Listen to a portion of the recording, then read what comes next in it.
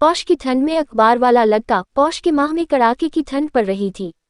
रात में पाला गिरने से सुबह धरती ऐसी लग रही थी मानो आसमान से परी जमी पर उतर आई हो। पाले की वजह से सुबह जो ठंड से पूरा शरीर कपाकपा जाता था।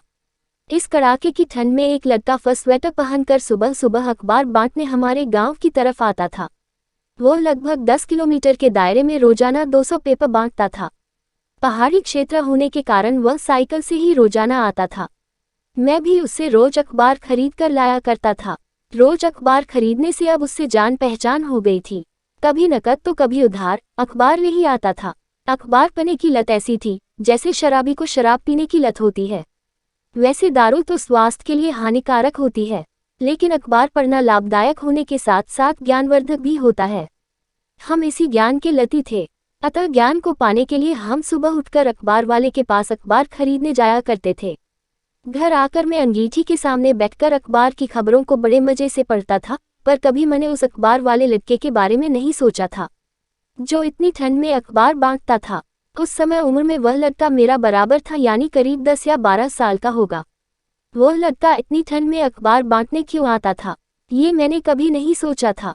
क्या इसके माता पिता नहीं होंगे जो वह सुबह सुबह इतनी ठंड में अखबार बांटने आता है? क्या वह भी घर जाकर अंगीठी के पास बैठकर आग सेकता होगा? ये सवाल मेरे अंदर उठते थे। एक दिन वह लड़का काफी देर तक अखबार लेकर नहीं आया, तो बहुत समय तक इंतजार करने के बाद में बगैर अखबार लिए घर चला गया। अगले दिन जब मैं फिर अखबार लेने पहुंचा तो वह आज भी नहीं आया। मेरे मन कई सवाल पैदा हो गए। वह क्यों नहीं आया होगा, उसकी समस्या क्या होगी, वगैरह वगैरह।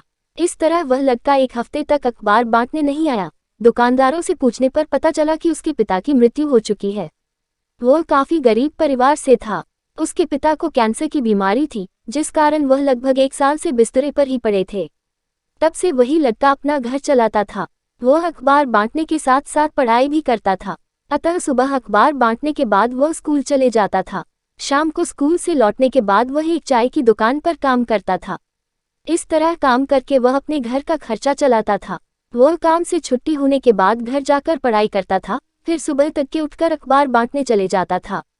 यही उसकी दिनचर्या बन चुकी थी। 10वीं की परीक्षा उत्तीर्ण करने के बाद वह भी पहाड़ के युवाओं की तरह फौज एवं पुलिस की तैयारी करने लगा। वैसे भी पहाड़ के युवाओं के पास फौज और पुलिस के अलावा तीसरा विकल्प ढूंढना बड़ा मुश्किल है, क्योंकि वह पहले से लक्ष्य तैयार नहीं करते हैं कि हमें भविष्य में क्या करना है और कहाँ जाना है। अतः उसने भी पुलिस की तैयारी करनी शुरू कर दी। अब वह रोज सुबह 4 बजे उठकर दौड़ने को जाता था। पहाड़ों में कोई पार्क नहीं होने के कारण वह सड़क पर ही दौड़ता था। अपने रोज की तैयारी करने के बाद अखबार बेचने जाता था। पिता की मृत्यु होने के बाद घर की पूरी जिम्मेदारी उसी के सिर पर थी। अतः 12वीं तक कक्षा उत्तीर्ण करने के बाद वह पुलिस में भर्ती हो गया। यह उसके कई प्रयासों की मेहनत थी। यह उसके कड़े संघर्ष की मेहनत थी, जिससे वह आज पुलिस में सिपाही के पोस्ट पर तैनात था। उसकी मेहनत उसके लिए फलीभूत हुई थी। उसने गरीबी से संघर्ष करते हुए सिर्फ और सिर्फ मेहनत की, जिस कारण वह आज अपनी मंजिल पर पहुंचा था। लगभग वर्ष 2009 की बात थी। मुझे एक राष्ट्रीय अखबार में काम करने का मौका मिला था, अतः मैं नौकरी करने लगा। रोज सुबह 9 बजे ऑफिस जाना, शाम को 6 बजे वापस कमरे पर आता था। बस यही थी अपनी दिनचर्या। दिसंबर का महीना चल रहा था। ठंड ने अपना रंग दिखाना शुरू कर दिया था, जिस कारण शाम होते ही ठिठुरन पैदा होने लगती। आज मुझे ऑफिस से लौटते हुए 8 बज गए थे।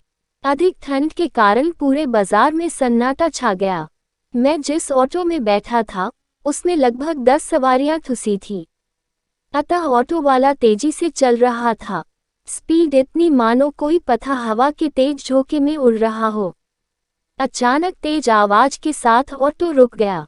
आगे देखा तो ऑटो वाले ने सामने से आ रही एक गाड़ी पर ठोक दी। सामने गाड़ी से 2 लोग बाहर उतरते हुए बोले, अबे दिखाई नहीं देता क्या, अंधा हो गया क्या? इस तरह उन 2 व्यक्तियों से ऑटो वाले की तू मैं होने लगी। हम सभी सवारियां तमाशबीनों की तरह तमाशा देख रहे थे। जब मेरी नज़र उस गाड़ी पर पड़ी तो पुलिस विभाग का बोर्ड लगा था।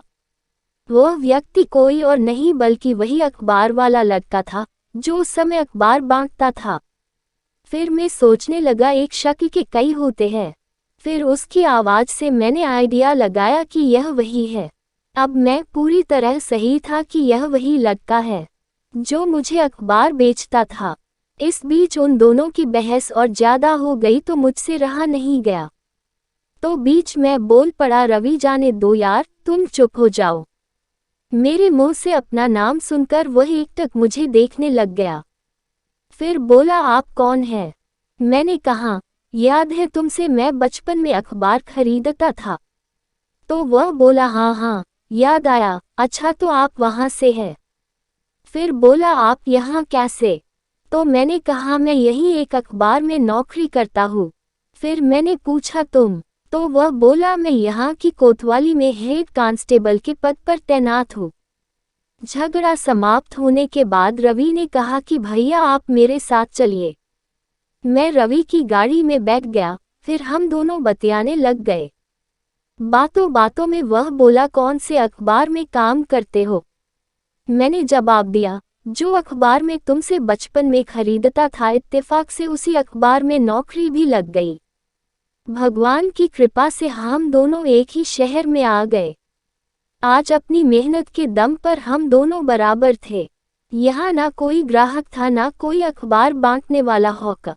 आज हम दोनों समाज की सेवा कर रहे हैं, एक पुलिस में रहकर, दूसरा मीडिया में रहकर। यह कहानी हमें कड़ी मेहनत के बल पर हर पद को प्राप्त करने का जोश भरती है। इसलिए हमें कोई भी काम छोटा या बड़ा नहीं समझना चाहिए। यह अमीर गरीब का फर्क नहीं देखती, यह सिर्फ कड़ी मेहनत, लगन और निष्ठा देखती है। मेहनत, लगन और निष्ठा के बल पर आप कल किसी भी बड़े पद पर बैठ सकते हैं। धन्यवाद।